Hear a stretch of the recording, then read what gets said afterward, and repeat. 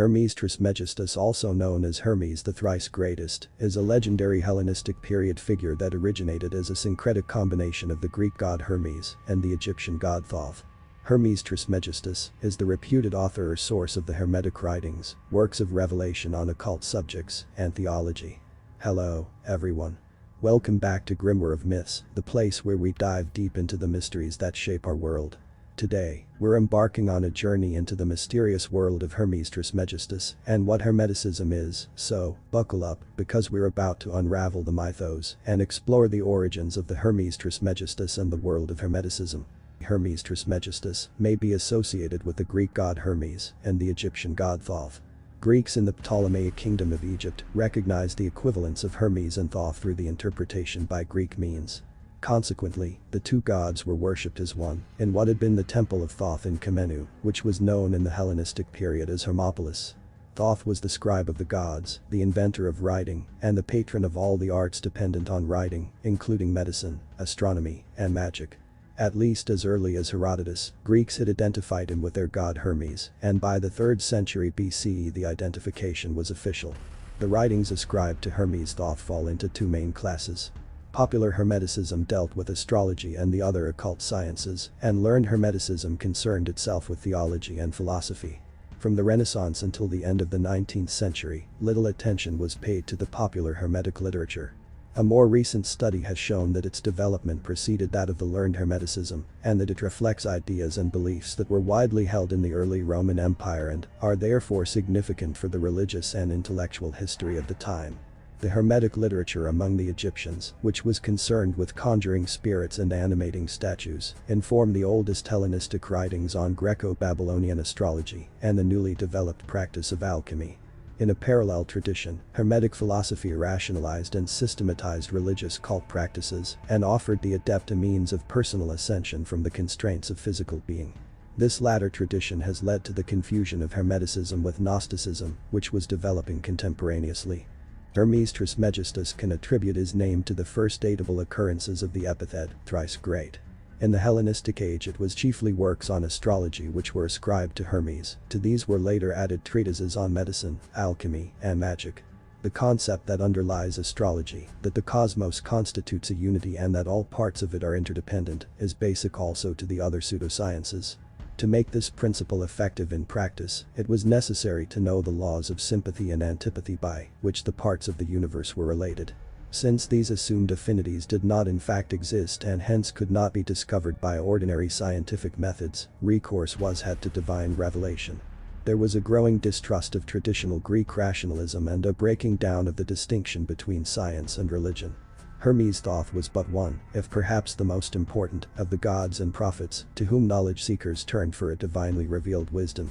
Hermeticism was extensively cultivated by the Arabs, and through them, it reached and influenced such men as Albertus Magnus in the West.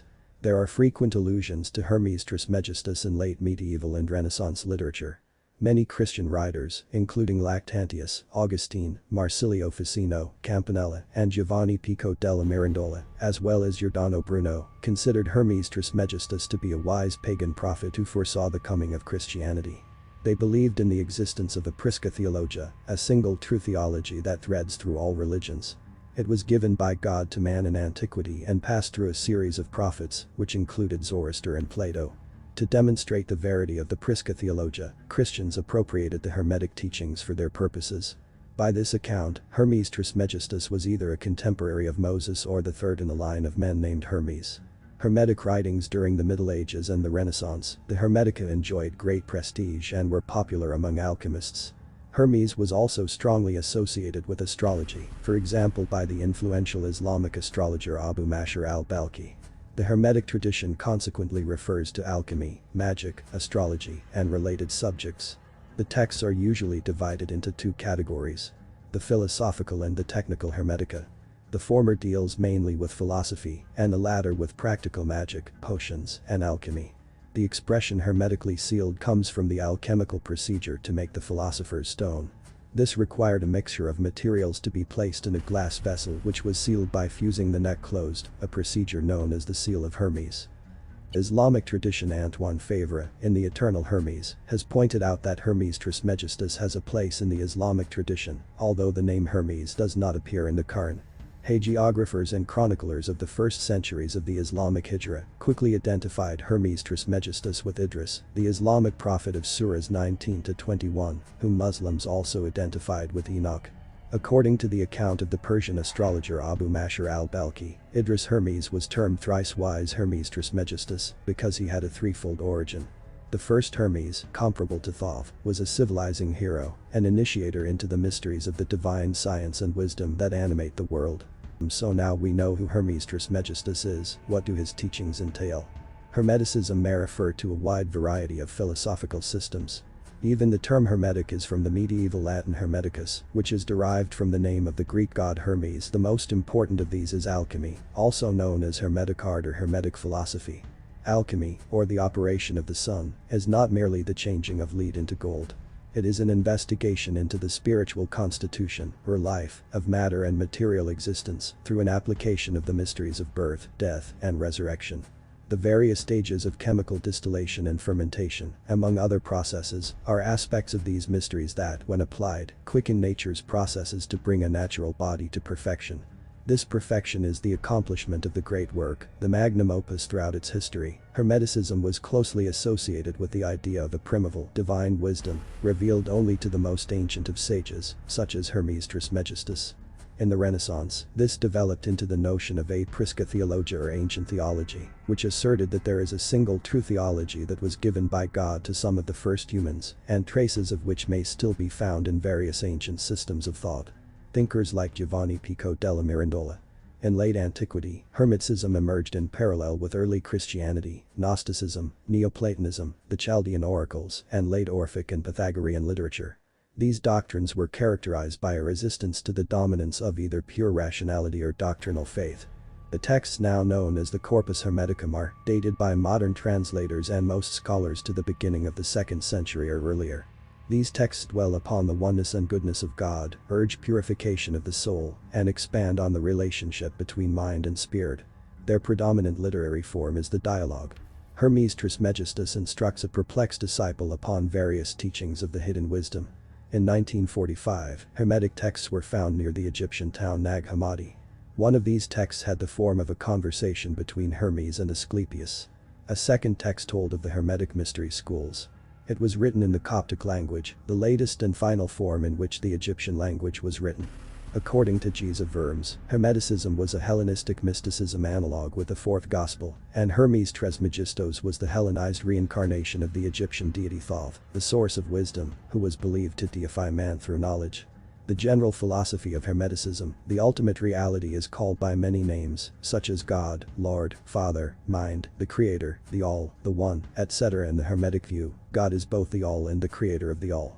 All created things pre-exist in God, and God is the nature of the cosmos, being both the substance from which it proceeds yet the things themselves, and the cosmos were all created by God. Thus, God, the All, creates itself and is both transcendent as the creator of the cosmos and immanent as the created cosmos. Hermeticists believe in a prisca theologia, the doctrine that a single, true theology exists, that it exists in all religions, and that it was given by God to man in antiquity. In Hermetic thought, the movements of the planets are believed to have meaning beyond the laws of physics and hold metaphorical value as symbols in the mind of the All, or God, which influence the earth but do not dictate our actions. Wisdom is gained when we know what these influences are and how to deal with them, and this wisdom is astrology, or the operation of the stars. The discovery of astrology is attributed to Zoroaster, who is said to have discovered this part of the wisdom of the whole universe and taught it to man. Theurgy translates to the science or art of divine works and is the practical aspect of the Hermetic art of alchemy. Furthermore, alchemy is seen as the key to theurgy, the ultimate goal of which is to become united with higher counterparts, leading to the attainment of divine consciousness. When Hermeticism was no longer endorsed by the Christian Church, it was driven underground, and several Hermetic societies were formed. The Western esoteric tradition is now steeped in Hermeticism. The work of such writers as Giovanni Pico della Mirandola, who attempted to reconcile Jewish Kabbalah and Christian mysticism, brought Hermeticism into a context more easily understood by Europeans during the time of the Renaissance.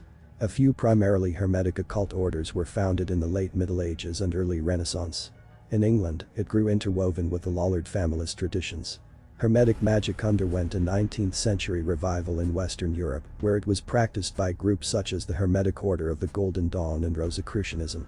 Thank you for joining us on this mystical journey into the world of Hermes Trismegistus and Hermeticism. If you enjoyed this exploration, don't forget to like, subscribe, and share. Until next time, stay curious and keep exploring the wonders of mythology and mysticism.